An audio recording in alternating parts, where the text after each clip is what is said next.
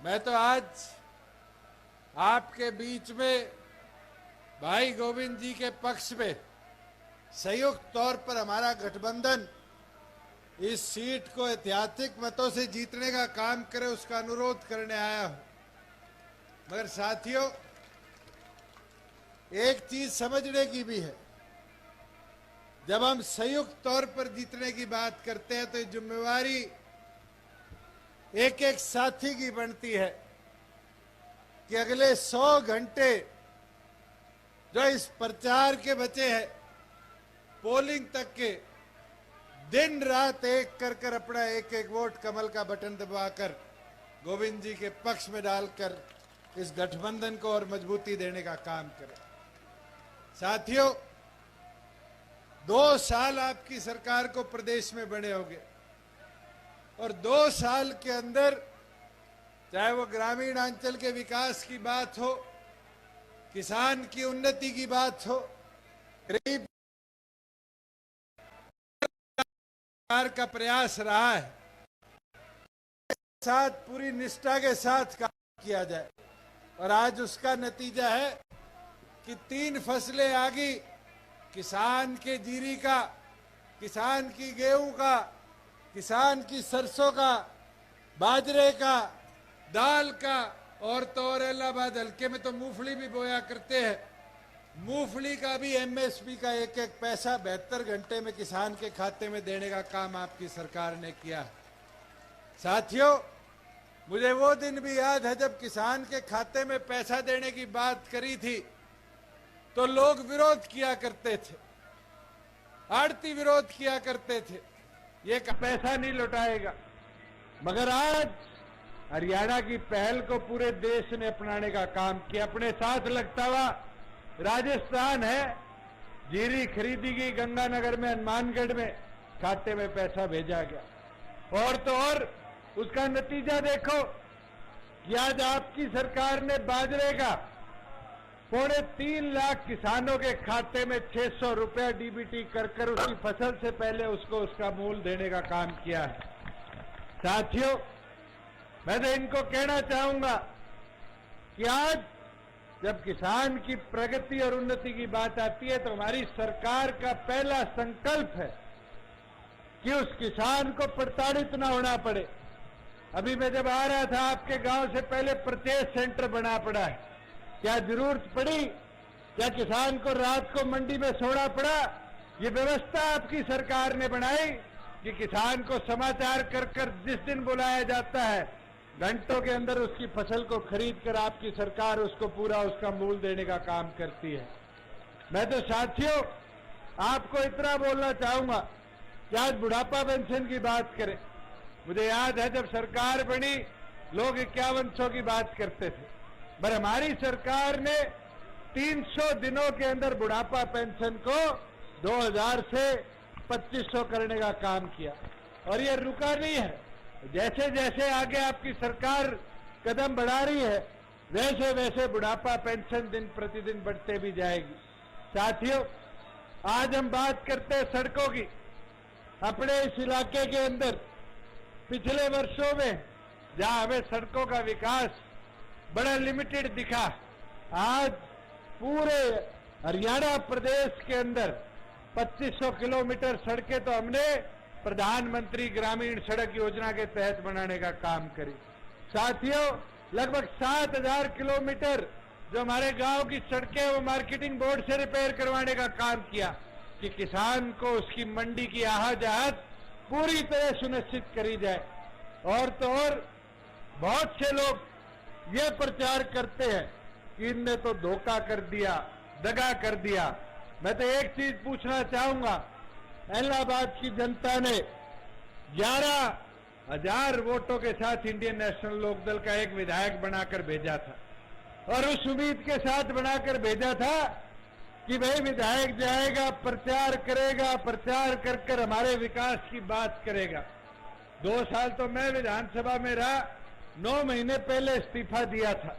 कोई पूछने वाला हो, जब 5 साल के लिए आपको चुनकर भेजा, 1.25 साल में एक बार इलाहाबाद की बात नहीं करी, और इस्तीफा देने के बाद कह दिया जब तक कानून वापिस नहीं होंगे मैं विधानसभा में नहीं जाऊंगा। अब दूसरा रूप सामने आ रहा है, और रूप क्या है कि मुझे विधानसभा में भेजो। आगे छोरे कहने लग गए विधानसभा में भेज दोगे, कानून वापिस नहीं है, फिर इस्तीफा दे देंगे। क्या विधानसभा के लिए इलाहाबाद की जनता इस्तीफा खेलना चाहती है? यह मौका आपके पास है, इस सरकार को मजबूत बनाओ, गोविंद जी को कमल का बटन दबाकर जिताने का काम करो। और यह विश्वास मैं दिलाता हूं, मेरी जिम्मेवारी है कि इलाहाबाद के विकास के लिए पूरी तौर पर मैं उतारे रहूंगा। मैं तो एक कहावत जरूर आपको बता सकता हूं। एक बार एक राजा ने प्रण लिया कि मैं सबसे मजबूत आदमी के अपनी छोरी ब्याहूंगा, और फिर उसके बारे में पूरे देश भर में भ्रमण करना शुरू कर दिया। घुमा फिरा के एक राजा मिला, और उस राजा के पास कहते थे 58 तोपें थी, 98 बंदूकें थी। राजा ने कहा ये तो तोप बंदूकों वाला आदमी है, छोरी दे दो। ब्याह करा दिया। राजा जंगल में शिकार करने चला गया। 1 महीने तक शिकार करता रहा। 1 महीने बाद वापिस आया, आकर देखा रियासत तो खंडर हो चुकी थी। तो वहां पर आके पूछा कि क्या बात हुई, राजकुमारी के साथ जिसकी शादी हुई उस सेनापति ने प्रजा को संभालने का काम क्यों नहीं किया? तो साथियों आगे से वजीरों ने क्या बोला, कहता महाराज एक चीज तो समझ आ गई, ये किसी को कुछ मानता नहीं, और यहाँ कोई इसको समझाने का काम करे इसको वो समझ आता नहीं। तो साथियों आज के दिन इनेलो की हालत तो यही करी। चौटाला साहब तो जब 2013 में जेल में गए तो पूरा राजपाट सौंप कर गए, और ये सोच कर गए कि हमारे पीछे से पार्टी संगठन का विस्तार होगा। मगर कई पुराने साथी हैं यहाँ जिनने वो पीड़ा देखी है कि 7 साल के अंदर किस प्रकार से संगठन को तोड़ा गया।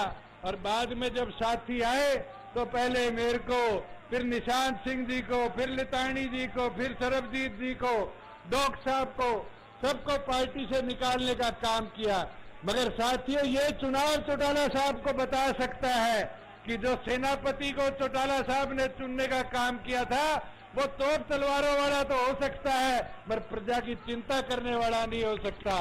साथियों आज बताना पड़ेगा आपको वोट की ताकत से चौटाला साहब को कि आपने जिस सेनापति को चुनने का काम किया था उसने किसी की सुनी नहीं, और कोई सलाह देने का काम किया उस सलाह को लेकर नहीं, अपनी मन मर्जी से संगठन को बर्बाद किया।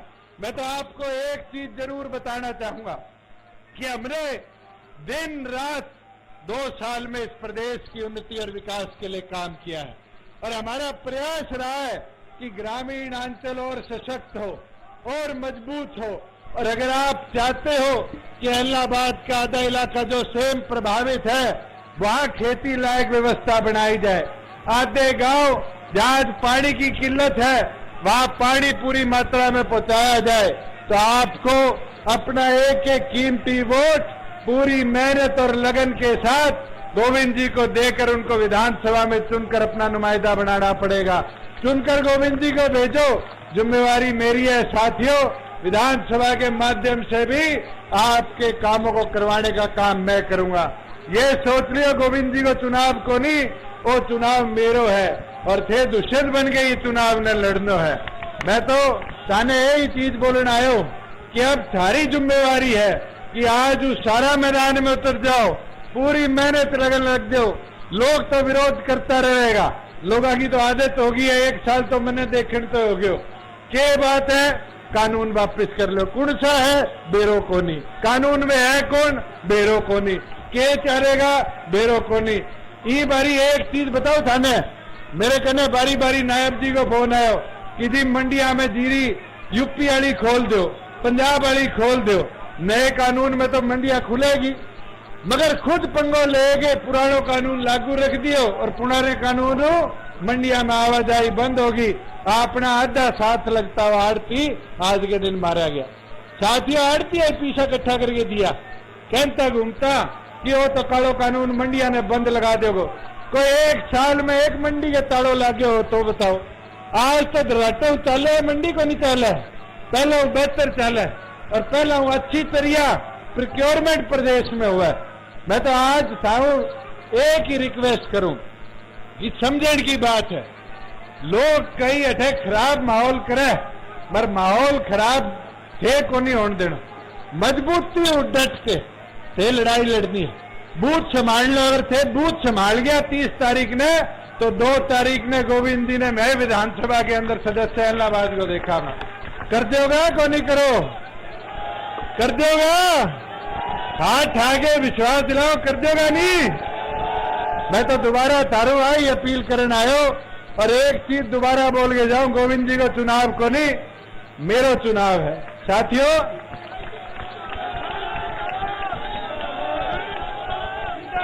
डांट लेगा नहीं मोर्चो, बता दो डांट लेगा, बस सारे विश्वास पर अब छोड़ के बोड़ के न जाओ कि थे सारा मिल गए, इस जिम्मेवारी न संभालो। और मैं मेरी ताइया बड्डी में पूछ लू, संभालोगी नहीं, थे संभालोगी नहीं मोर्चो, देख लो गीत गाना शुरू कर दो, गांव में जीत गा। और बेरो चालना चाहिए इनेलो ने, कांग्रेस ने, कि अब सारी टीम पूरे जोर शोर मैदान में उतर गई है। मैं तो यही अपील करें थारे बीच आयो, सारा जवान पर जो मान सम्मान दियो, जो आशीर्वाद दियो, भी खातर थारो सारों का आभार प्रकट करो। कृष्ण कंबोज जी, ओम प्रकाश जी, सारी टीम यहाँ है, मैं इनका भी आभार प्रकट करता हूँ कि इन्हें छोटे से नोटिस पर आप सबको इतनी भारी मात्रा में एकत्रित करने का काम किया। आप सबका बहुत बहुत धन्यवाद। भाई साहब एक बार इलाहाबाद हल्के से माला अर्पित की जाए सबको।